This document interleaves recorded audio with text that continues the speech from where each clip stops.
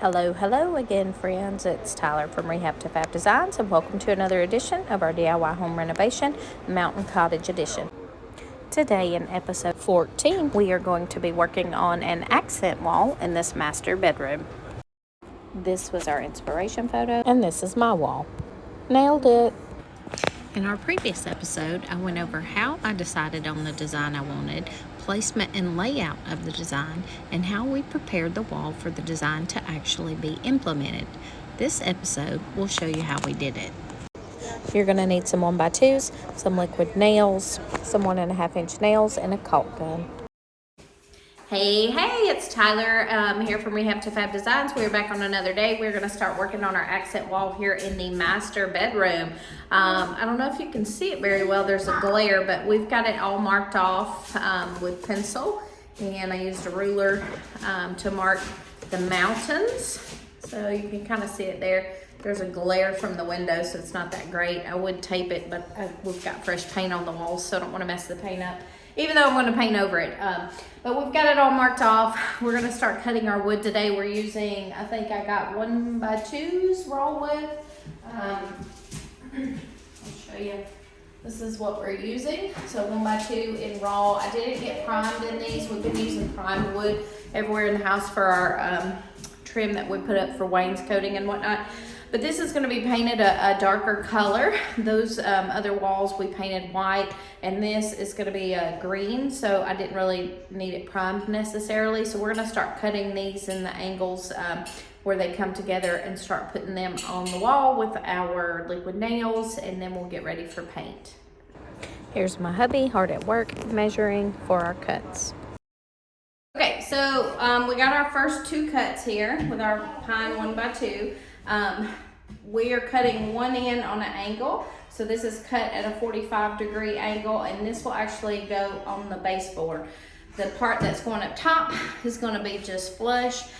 You could cut those at an angle as well and kind of piece them together, but I kind of want them to be straight, and then the one underneath is going to come up on it. That way they're not all with points. The peaks, I don't want the points in the same place because I feel like it's too it's going to be lined up too much, and I have different lengths boards going different directions across the whole wall, and I feel like if I put them all on a point cut at an angle, it's not going to go with it. Maybe it'll make sense when I'm done, but anywho, I'm going to start putting these on the wall. This is my first 2 boards.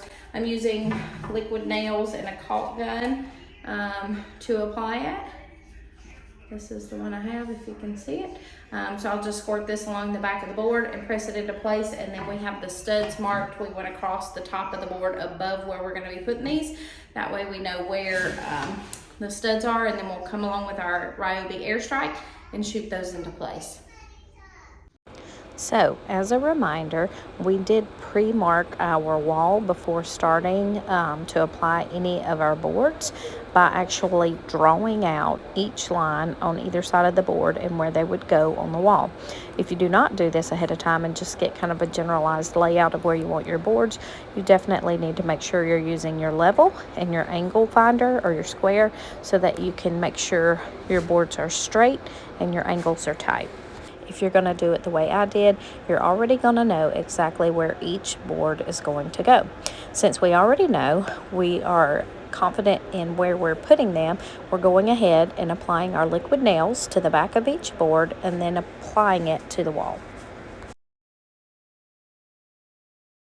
So for the nail holes that we're making in the wood and the 1x2s to adhere them to the wall using our Ryobi airstrike, I'm going to fill that with dry deck spackling. Just because I like this, it fills in the hole. I can wipe off the excess and then not have to sand back, and then we'll be ready for paint once we get all the boards up. I should have mentioned, when you're shopping for lumber, you want to make sure that you pick up the straightest boards that you can find at your local Home Depot or Lowe's or lumber yard, because this is going to help you when you start applying them to the wall so they don't look warped and you don't have any issues nailing them into place.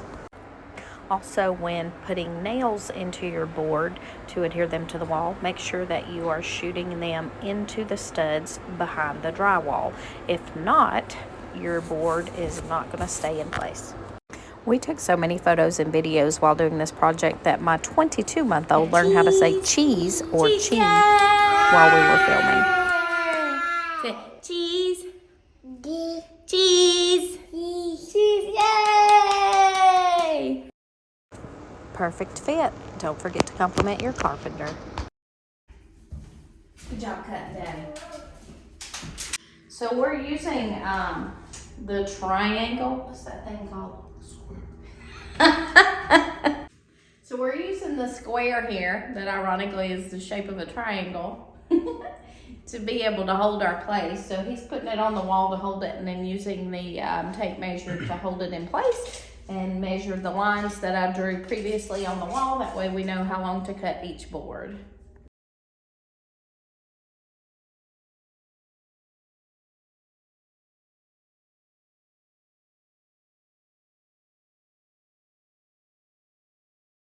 There's really not a lot more to say on this part.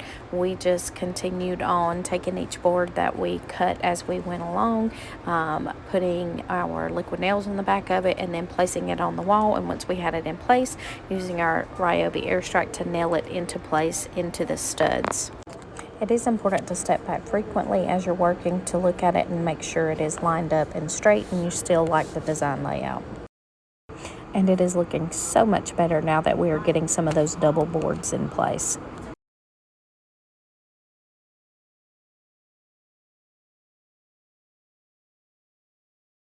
Blow on 3. Ready? 1, 2, 3. Blow.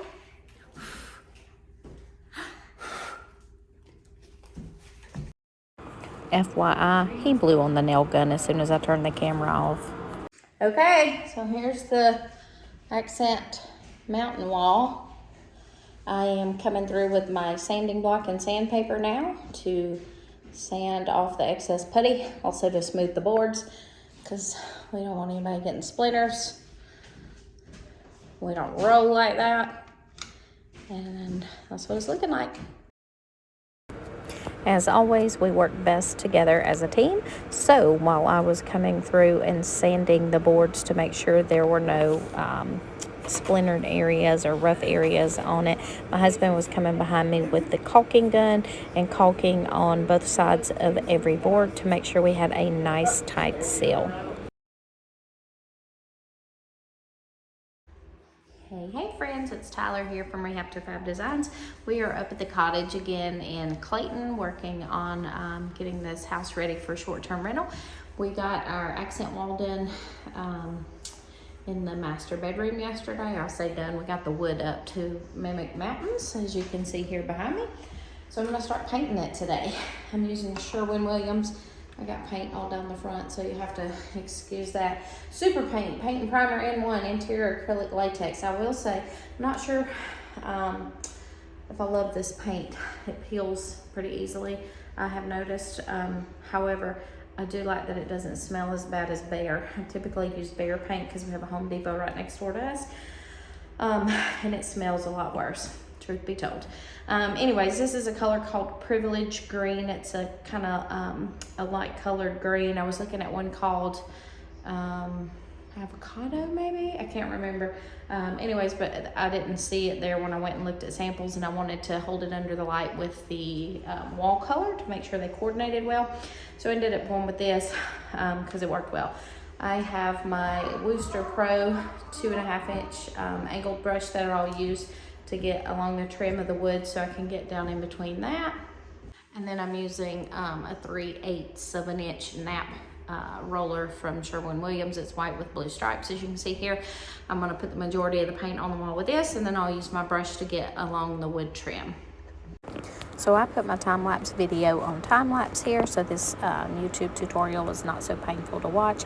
But if you guys have any questions, please drop them down in the comments section below. My face when I finally finished painting all that green.